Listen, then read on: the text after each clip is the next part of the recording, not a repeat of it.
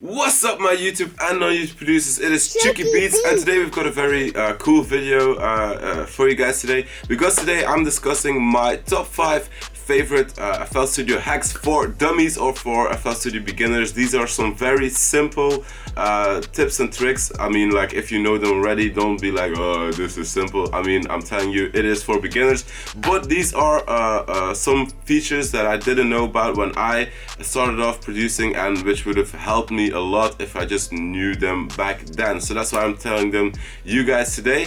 Before we get into the video, please leave a like and subscribe to this channel, because we are building a very cool producer community out here. Really like the feedback I'm getting, the comments, everything. So definitely like and subscribe, and let's get into the video. Hey! Okay, so the first thing we're going to talk about is your 808s. Have you ever noticed that when you are building a hip-hop track or a trap beat with some 808s underneath it, that sometimes your sound might be like, I don't know, colliding, or your 808s might be like really sounding really muddy, or like it just, the sound doesn't add up right? What you need to do is right click your 808 sample and then press cut itself, so it will make sure that it cuts the previous sound when the next sound is played, so you won't have any colliding sounds, you won't have any muddiness in your 808s and in your bass, so that will make your 808 sound a lot cleaner. Hey! When working with samples, we can sometimes have the problem that it doesn't really align with the tempo we're working in.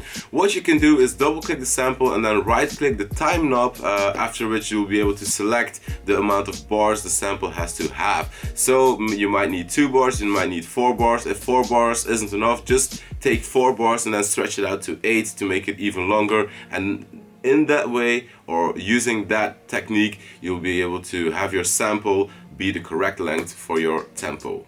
Hey!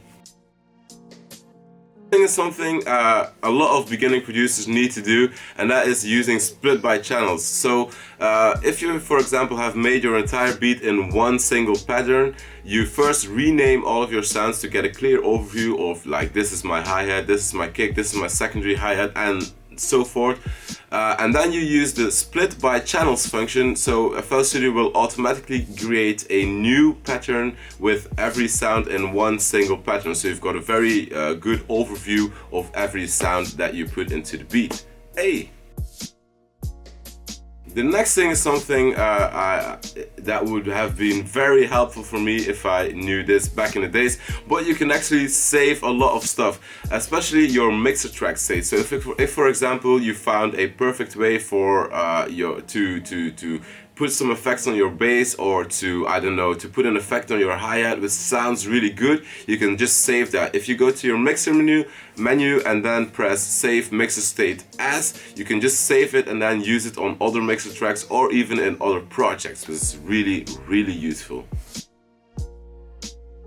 So the next thing is something that can really save you a lot of time, but can also kind of limit your creativity, so be cautious with what you do.